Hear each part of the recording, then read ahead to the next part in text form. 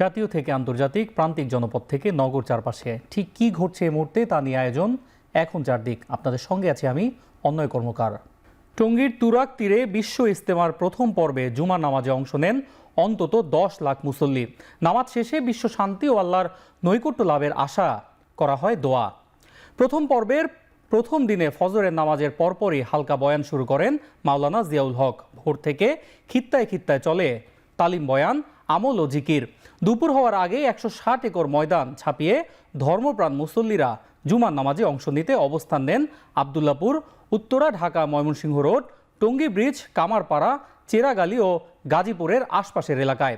ইজতেমার প্রথম পর্বে অংশ নিয়েছেন 41টি জেলার মুসল্লিরা, আছেন 75টি দেশের মেহমানরাও। রোববার সকাল 9টা থেকে 10টার মধ্যে এ পর্বের আখেরি মোনাজাত অনুষ্ঠিত হবে।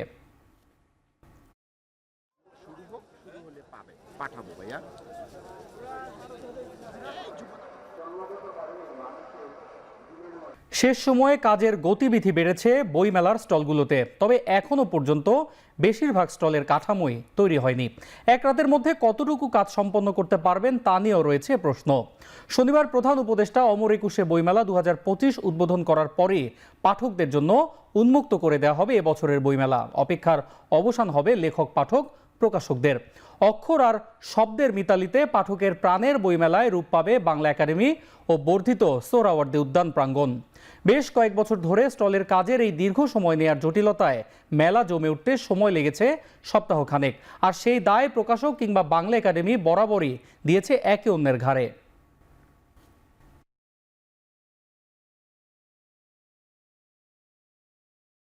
অনেক স্টলের কাজই হয়নি এখনো, বা কাজ চলছে, তো সেক্ষেত্রে স্টলে বই উঠানো অনেকটা আমার কাছে মনে হয় খুব টাফ।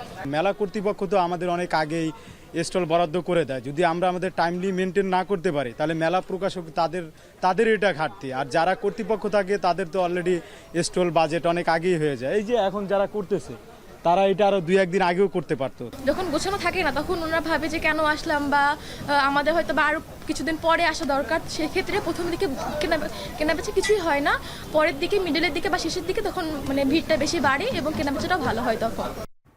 জুলাই গণহত্যায় সরাসরি জড়িত সব পুলিশকে অতি দ্রুত গ্রেফতার এবং বিচার সহ পুলিশ মহাপরিদর্শককে 5 দফা দাবি জানিয়েছে ইনকিলাব মঞ্চ। বিকেলে পুলিশ হেডকোয়ার্টার ঘেরাওয়ের উদ্দেশ্যে পদযাত্রা থেকে স্মারকলিপি দেয় ইনকিলাব মঞ্চ। বিকেলে শাহবাগ থানার সামনে থেকে পদযাত্রা করে ইনকিলাব মঞ্চ। হাইকোর্ট মোড়ে পুলিশ তাদের আটকে দেয়। সেখানেই সংক্ষিপ্ত সমাবেশে 5 দফা উপস্থাপন করেন মঞ্চের নেতারা। পুলিশে ছাত্রলীগের সব ক্যাডারকে বাধ্যতামূলক অবসরে পাঠানোর দাবি জানান তারা। এছাড়াও জুলাই গণহত্যার দায়ে তিরস্কৃত ও বদলিকৃত পুলিশদের তালিকা জনসমক্ষে প্রকাশ করার আহ্বান জানান তারা। পরে ডিএমপির রমনা বিভাগের উপপুলিশ কমিশনারের আশ্বাসে পুলিশ মহাপরিদর্শক বরাবর স্মারকলিপি দেন। শনিবার সন্ধ্যার মধ্যে দাবি পূরণ না হলে কঠোর আন্দোলনের হুঁশিয়ারি ইনকিলাব মঞ্চের। জুলাই গণহত্যায় সরাসরি জড়িত সকল পুলিশকে অতি দ্রুত গ্রেফতারপূর্বক বিচারের আওতায় আনতে হবে। দ্বিতীয়ত, জুলাই শহীদ ও যোদ্ধাদের বিরুদ্ধে ষড়যন্ত্রমূলক মামলা, মিথ্যা প্রতিবেদন ও হয়রানিতে যে সকল পুলিশ কর্মকর্তা জড়িত তাদের বিরুদ্ধে বিভাগীয় ব্যবস্থা গ্রহণ করতে হবে। পুলিশের ছাত্রলীগের সকল ক্যাডারকে বাধ্যতামূলক অবসরে পাঠাতে হবে। 4 নাম্বার, জুলাই গণহত্যার দায়ে তিরস্কৃত ও বদলিকৃত পুলিশদের তালিকা জনসম্মুখে প্রকাশ করতে হবে। দিল্লির তাবেদারি করা কোনো দলকে রাজনীতি করতে দেয়া হবে না বলে হুঁশিয়ারি দিয়েছেন জাতীয় নাগরিক কমিটির সদস্য সচিব আক্তার হোসেন।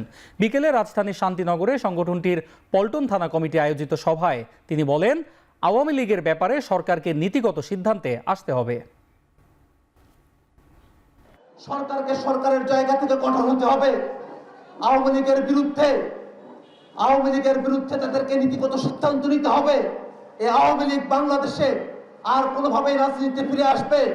বাংলাদেশের মানুষেরা যারা জীবন দিয়েছে এবং যারা গাজী হয়ে বেঁচে আছে, তারা কোনোভাবেই আওয়ামী লীগকে আর বাংলাদেশের রাজনীতিতে ফিরতে দেবে না।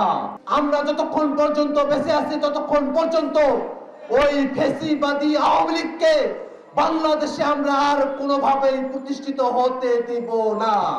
আওয়ামী লীগের বিচার করেই সরকারকে নির্বাচনে যেতে হবে বলে মন্তব্য করেছেন ইসলামী ছাত্র শিবিরের সেক্রেটারি জেনারেল নুরুল ইসলাম সাদ্দাম। শুক্রবার বাদ জুমা বাইতুল মোকরমের উত্তর গেট থেকে আওয়ামী লীগের গুম, খুন, দুর্নীতি ও জুলাই গণহত্যার সাথে জড়িতদের বিচারের দাবিতে গণমিছিল শেষে মন্তব্য করেন তিনি। বলেন, ছাত্র জনতার রক্তের উপর দিয়ে এ সরকার ক্ষমতায় এসেছে, দ্রুত আওয়ামী লীগের বিচার নিশ্চিত করতে হবে। তিনি আরও বলেন, একটি দল স্বৈরাচার আওয়ামী লীগের বিচারের দাবিতে সরব না হয়ে চাঁদাবাজি করার পাশাপাশি জাতীয় ঐক্যে ফাটল ধরানোর চেষ্টা করছে।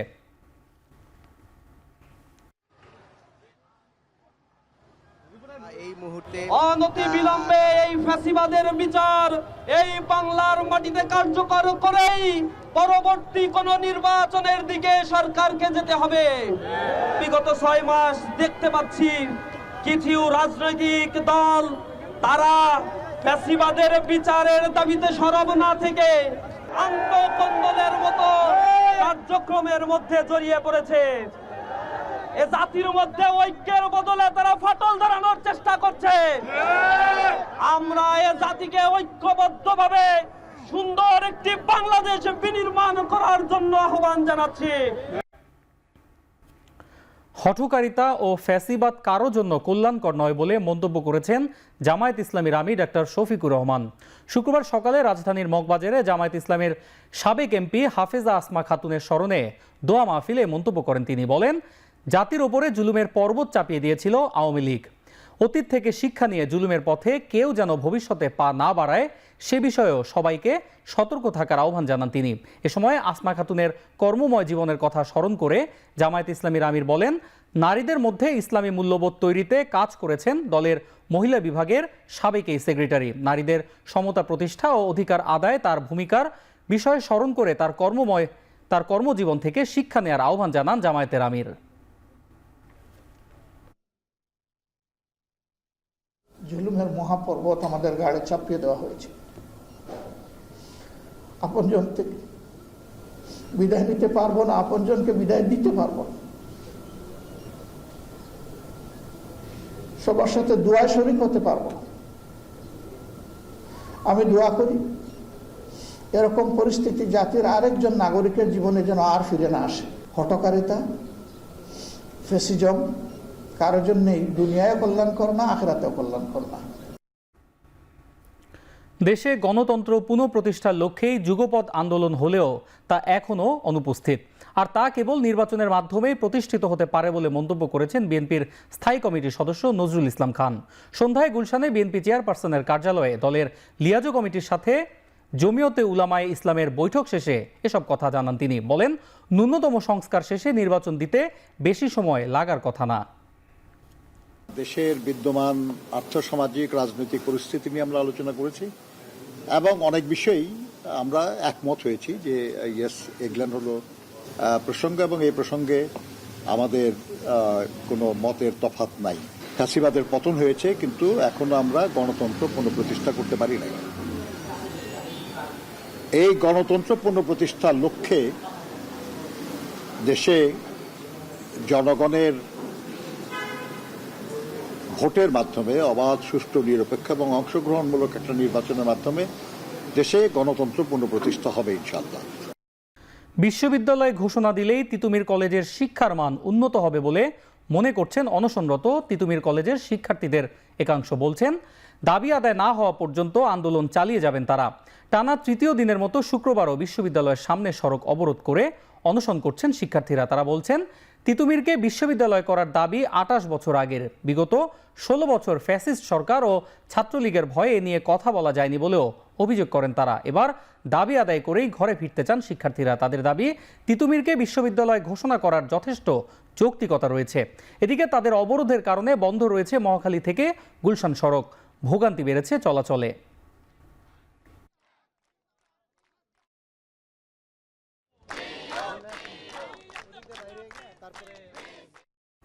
অন্তর্বর্তী সরকারের সংস্কার কমিটির প্রস্তাবে হিন্দুদের স্বার্থ ও অধিকার প্রতিষ্ঠায় কোনো গঠনমূলক সুপারিশ না থাকার প্রতিবাদ জানিয়েছে বাংলাদেশ জাতীয় হিন্দু মহাজোট। সকালে ডিআরইউতে সংবাদ সম্মেলনে প্রতিবাদ জানায় সংগঠনটি। এ সময় সংখ্যালঘু সমস্যার স্থায়ী সমাধান করতে জাতীয় নির্বাচন সহ সব ক্ষেত্রে সংখ্যালঘু সম্প্রদায়ের জন্য 42টি সংরক্ষিত আসন ও পৃথক নির্বাচন ব্যবস্থা বাস্তবায়নের দাবি জানান তারা। দাবি মেনে নেওয়া না হলে আগামী নির্বাচনে ভোট বর্জন করা হবে বলেও জানান তারা।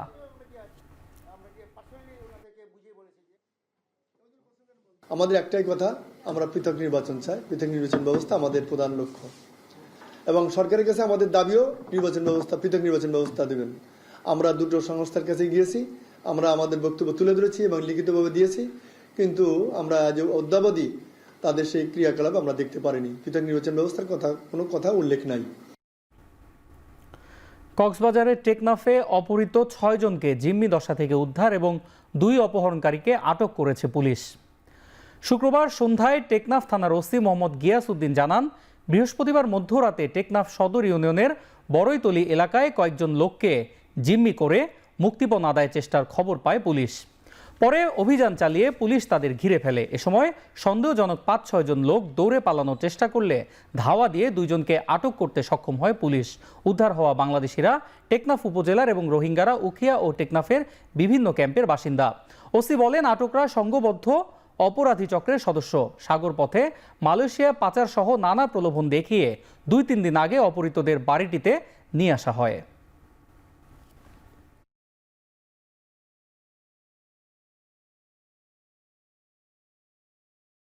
দেশের বাইরের খবর। যুদ্ধবিরতি চুক্তি অনুযায়ী শনিবার আরও 3 ইসরায়েলি বন্দীকে মুক্তি দেবে হামাস। বিনিময়ে 90 ফিলিস্তিনিকে কারাগার থেকে ছাড়বে ইসরায়েল। আল জাজিরা জানায়, মুক্ত হতে যাওয়া 3 ইসরায়েলি বন্দীর নাম প্রকাশ করেছে হামাসের আল কাশেম ব্রিগেডের মুখপাত্র। তারা হলেন ওফার কাদেরন, কেইত সিজেল, ইয়ারদেন বিবাস। এদিকে যুদ্ধবিরতির মধ্যেই পশ্চিম তীরের জেনিন ও তুলকারেম শরণার্থী শিবিরে হামলা চালিয়েছে ইসরায়েলি বাহিনী। যুদ্ধবিরতি চুক্তি উপেক্ষা করে একই দিন লেবাননেও অভিযান চালিয়েছে ইসরায়েল। এতে নিহত হয়েছে 2 জন, আহত প্রায় 10 জন।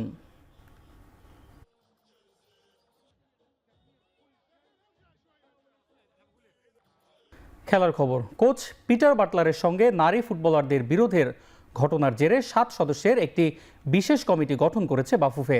7 দিনের মধ্যে সভাপতি তাবিত আওয়ালের কাছে প্রতিবেদন জমা দেওয়ার নির্দেশ দেওয়া হয়েছে কমিটিকে। মানসিক নির্যাতন সহ সিনিয়রদের সঙ্গে দুর্ব্যবহারের অভিযোগে অনেক দিন ধরেই আলোচনায় ইংলিশ কোচের সঙ্গে নারী ফুটবলারদের দ্বন্দ্ব।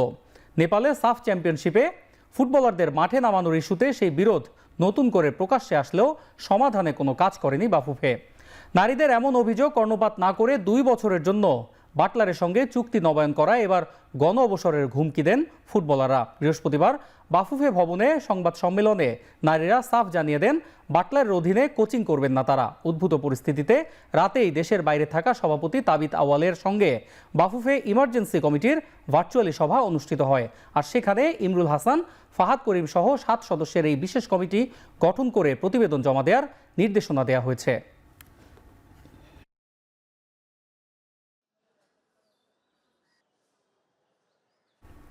শেষ করছি এখন চারদিক। এখন টেলিভিশন ওয়েবসাইটে দেখতে ভিজিট করুন www.ekhon.tv। ফেসবুকে দেখতে ভিজিট করুন facebook.com/tv.ekhon। এছাড়াও ইউটিউবে দেখতে ভিজিট করুন youtube.com/c/ekhon tv।